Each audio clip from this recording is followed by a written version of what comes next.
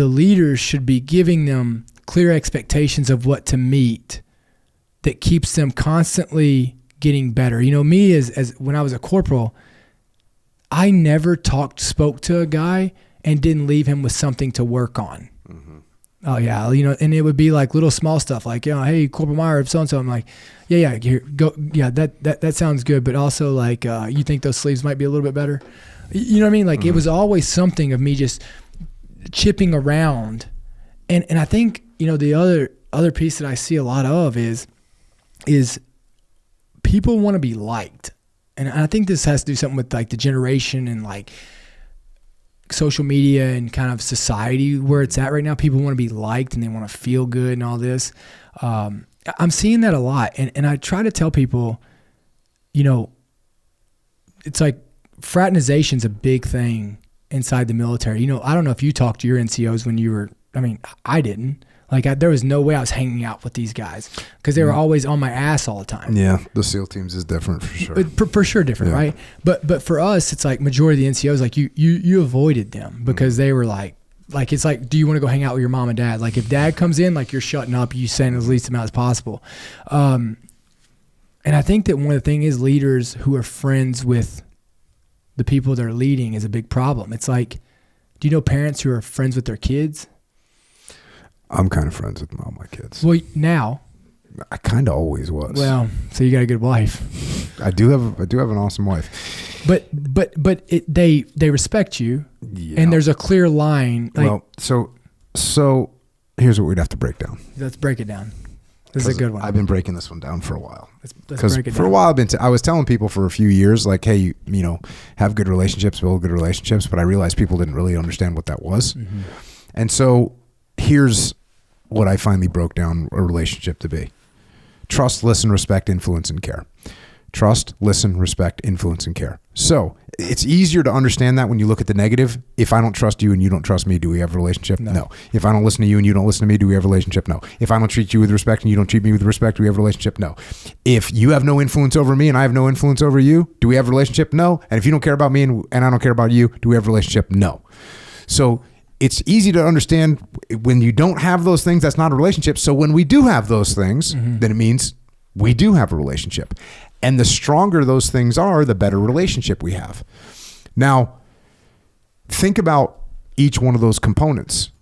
If you want to receive those things from someone, you got to give them to them. Mm-hmm. So if I want you to listen to me, how do I make that happen? I have to listen to you. Mm-hmm. If I want you to treat me with respect, how do I make that happen? I have to treat you with respect. I can't just demand respect.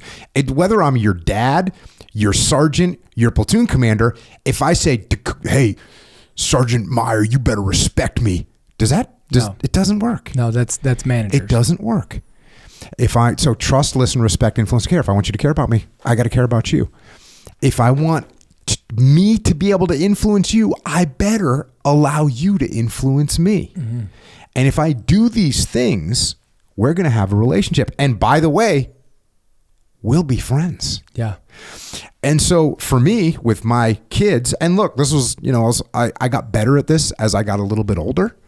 But, you know, when your kids are talking to you, and it's really hard with your kids. What makes it so hard with your kids is like, you know, 100%. Like I'm not being like facetious here. You actually know 100% what is good for your kid and what is bad. Yes. You know it 100%. So to listen to them and their stupid idea that you know is wrong, it takes so much humility to say, okay, if you really want to, whatever, you really want to eat that ice cream. Okay. You know it's not good for them, but they really want to do it and it hurts. Yeah, you know, okay, go ahead. Yep, go ahead and have the ice cream. Now, you have to listen to them like they really want it for whatever reason. And you got to say, well, hey, do you know about what that's not good for you? And if you keep eating ice cream all the time, well, yeah. So that's what we have to do. We have to listen to people if we want them to listen to us. And, you know, all my kids, I have a great relationship with all my kids. And by the way, this was the same thing when I was in the military. Like, I had a great relationship. I had the same relationship with the admiral that I had with the new guy in a platoon. Like they both, like I listened to what my new guy had to say. I treated him with respect. I cared about him. I listened to my boss, listened to the admiral, listened to what he had to say, listened to my commanding officer, listened to what they, and when I listened to them, guess what? They listened to me too. Yeah. And I guess but I think like the listening piece is, I mean, that's basic human respect. Yes. Right. You would think so. But the friend thing though, and maybe I'm wrong, mm-hmm. but your kids probably aren't inviting you to go hang out with them and their friends doing whatever they do for fun. Bro, I got some bad news for you. All the time? Not all the time, but also like, hey, they know that but your kids are older. Yeah, they are older. Your kids are older. Yeah, right? They're not like at 8 and 9, 7, 8, look, 9. Your kids are definitely going to go through a point where, know what I mean? Like where you have to be where you're a dorky dad. You know, they don't want your dorky dad around, just like you're talking about. You don't want the dorky NCO around. And by the way, you're right in the fact that now that I think about it, like there was definitely times when I was in the SEAL platoon, it's like, you know, hey, boss, you might want to head out for a while. The boys have got some stuff we got to handle, right? That's definitely happening. Yeah. So yeah, I get it. But here's what I sometimes guys think. Sometimes people lean on this. Yeah. Hey, I'm not here to be liked.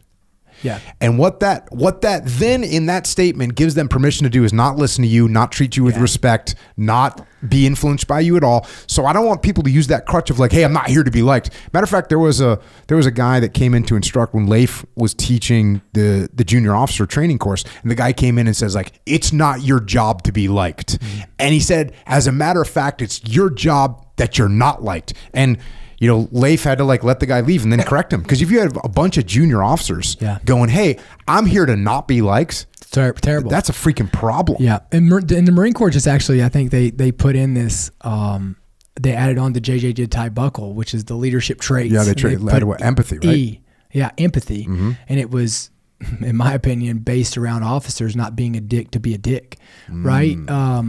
It wasn't this coddling thing. It was, hey, don't be a dick just because you can be a dick, right? And so my point of it is, and so I say that liked and trusted thing a lot in this book. I think you can be both, but I think only one can be your priority. So it's, and I'll give you an example. Politicians are leaders that live by being liked. Do you trust them? Police officers are people who live by being trusted. But do you like them? And so like that's the difference of at what point you're, you know, of which one you, I think you can be both, but I don't think both can be your priority.